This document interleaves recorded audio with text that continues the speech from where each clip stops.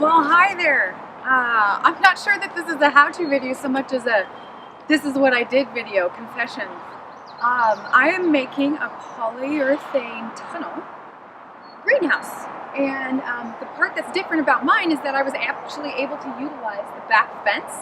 So it's tacked and firmly in place there, which made it so that it was a little bit taller and a little bit wider. And so as my day unfolds, as I get a little further along, I'll show you how I'm doing it. I'm going to put a vent in the back, and that end will be the front. And it'll make it so that I have a place that can winter over a few more things. I'm actually thinking about doing half counter space so that I can do seedlings and garden, greenhouse, pre-growing in the season, all that. But I also think that I'm going to prep the back to try to do some citrus trees. Limes, lemons, grapefruits, oranges, which you can't usually get away with here in Oregon, so we'll see. So the idea is that this is a 4-year, the plastic that I'm going to get will be a 4-year plastic. This will stay until we upgrade into a, I really like the glass greenhouses, but that's just not a priority with where we are with our family, and so I'm just going to do what I got. I'm repurposing my hog panels and everything else. And yes, you are demanding. All right, I did it. I can't hardly believe that we had enough surplus of scraps and repurposed wood that's really not in very good condition, but it'll work for this. It's all put together. I strengthened the center with rebar, and I had an easy time of it connecting to the fence on this side. That was a really big strengthening piece. So now I have to go figure out what I'm going to do for my door and the other, and I'm going to actually make a flower bed on this side. So that will be fun too. So eventually it'll all be filled with wood chips, and this will probably have wood chips and some stuff planted all the way around. They said the wood chips up against the bottom here will actually insulate it and make it so that no air comes underneath the bottom. And I've been checking out how my sun is, so I can tell how much. So by about this time of year, April, by like noon, it's got pretty good sun on it, but it's not going to get scorched out either. So I'm kind of excited. I love the view.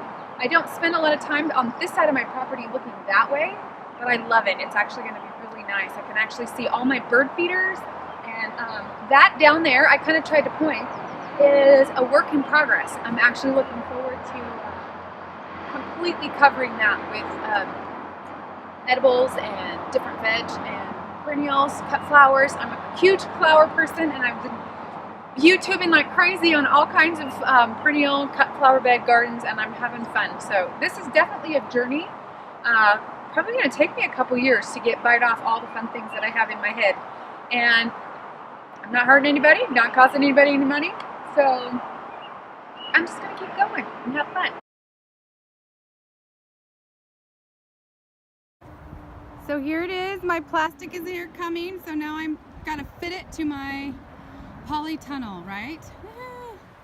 And it's a little more complicated than I thought, since I kept the my hog panels are actually attached to the top of my fence, but now I have to figure out how to wrap it with plastic where the fence post is. So that's going to get a little tricky. Started working on the front part here a little bit.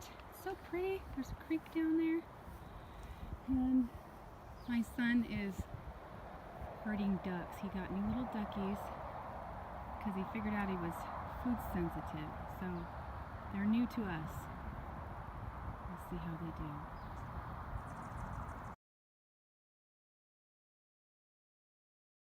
And here it is, finished product.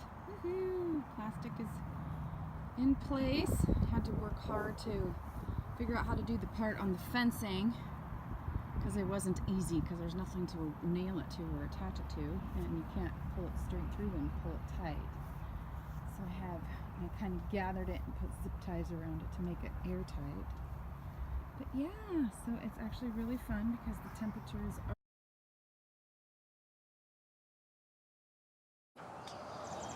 Hello there again. This is the greenhouse update, my Polytunnel. And I showed it to you guys the other day when I was building it, but I'm actually using it, so I wanted to update again. So when I get my wood chips delivered, there'll be a layer of wood chips that goes around the outside of my flower beds here to make the mowing easier for my husband. It'll cover my straw that's going on over here, and it'll be deep around the base of the hoop house on all sides so that it can actually help me keep some of the heat in at the base. And I wanted to show you how, can you see that it's holding moisture already? I look so excited about this morning. It's steam, and I went, it's 51 degrees here in Oregon, and it's 56 degrees inside my hoop house, or 55, we'll have to look when I get in there. But it's a few degrees warmer inside the hoop house than it is out here, which is the whole point. So when you get down to sub temperatures, one of the things that I did to help that was build the beginnings of a hotbed in here. But before we get inside, I wanted to show you one of the things that I'm going to do. Go ahead and show them these, the tadpoles. Slow down. So when I get my wood chips in place, I'm actually going to make a little home for these pollywogs inside of this trough, and I'll have a little ramp for them to climb out when they turn into tree frogs and all of that.